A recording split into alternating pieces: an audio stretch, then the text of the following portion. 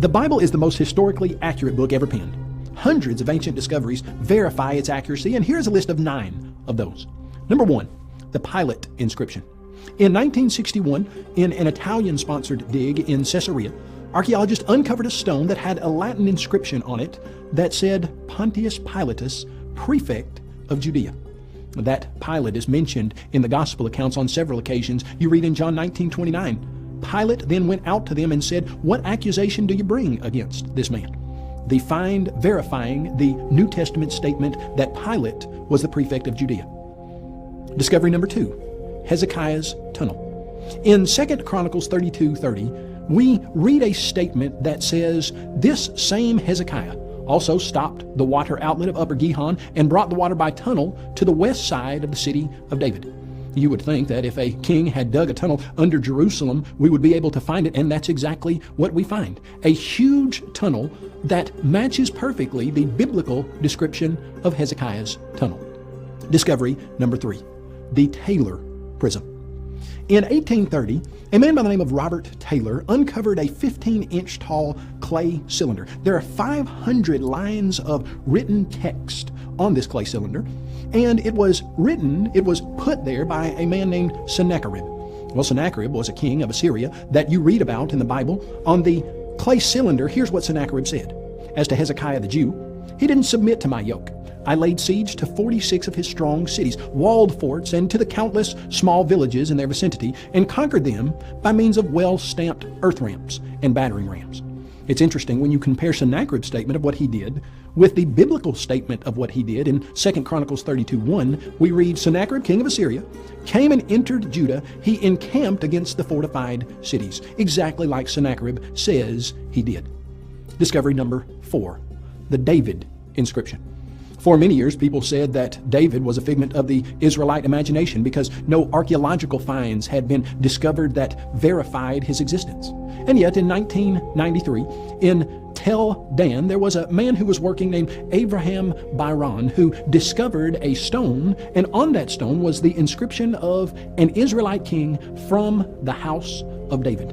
The Bible uses that very designation in 1 Kings 12, verse 19.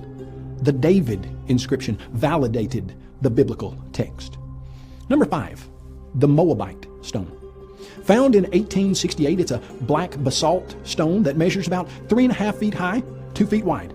On that stone, Mesha, the king of Moab, cut lines of text in about 850 BC. Mesha mentions that Omri was the king of Israel who had oppressed Moab, but then Mesha says he saw his desire upon Omri's son and upon his house.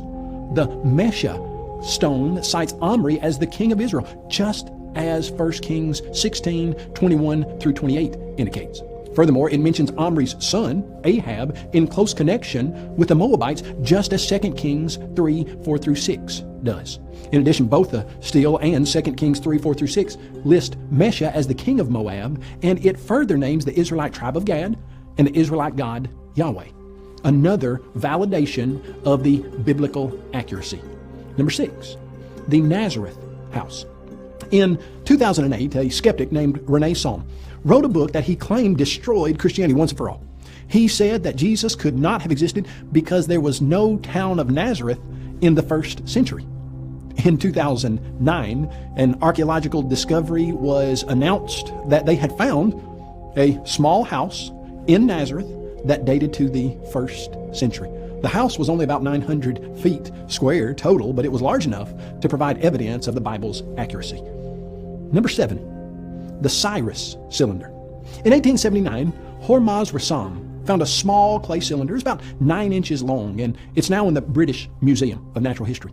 In the ancient city of Babylon, he uncovered this, and this clay cylinder was commissioned by King Cyrus. And it had an inscription on it about his victory over the city of Babylon and his policy toward the nations he had captured. And the text said, I returned to these sacred cities on the other side of the Tigris, the sanctuaries of which have been in ruins for a long time, the images which used to live therein, and established for them permanent sanctuaries. The policy, often hailed as Cyrus's Declaration of Human Rights, coincides perfectly with the biblical account of the ruler's actions, in which Cyrus decreed that the temple in Jerusalem would be rebuilt, and that all the exiled Israelites who wished to join in the venture had his permission and blessings to do so. You'd read that in Ezra chapter 1, verses 1 through 11. This little 9-inch long clay cylinder stands as impressive testimony that validates the biblical accuracy. Number 8, the discovery of the Pool of Siloam. In 2004, a majestic stepped entrance to the Pool of Siloam was uncovered in the area known as the City of David. In John chapter 9, verse 7, we read that Jesus said to a blind man, "Go wash in the Pool of Siloam," which is translated sent. So he went and washed and came back seeing. Validation once again of the biblical accuracy. Number 9, the Hittite tablets. For many years, people made fun of the biblical text and said it mentioned people and places that never did exist. One of those groups was the nation of the Hittites. But in 1906, Hugo Winkler was doing some excavation in the Turkish city of Bagaz-Koy. There he uncovered 10,000 clay tablets that documented the history of the Hittite nation, and they discovered that that area was the capital of the Hittite nation. In Joshua chapter 11, we read about the Canaanites in the east and the west, and the Amorite and the Hittite. In 1906, Hugo Winkler discovered the Hittite nation that the Bible had mentioned some 3,000 years before. The Bible is the most historically accurate book ever penned.